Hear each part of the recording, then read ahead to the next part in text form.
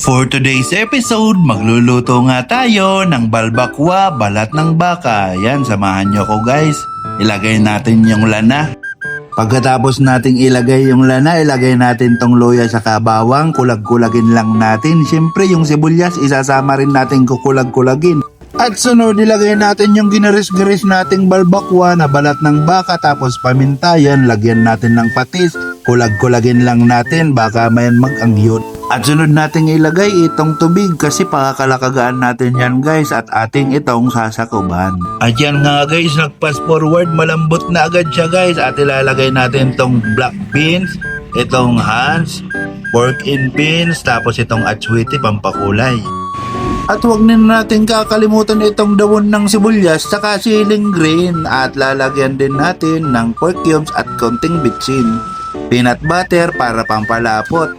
At yan nga guys, templado na siya. Sasakban natin siya ulit at yan, luto na. Yummy! At yun lang po ang video for today. Sana natutunan nyo kung paano magluto ng balbakwang balat ng baka. So arabluan na! See you!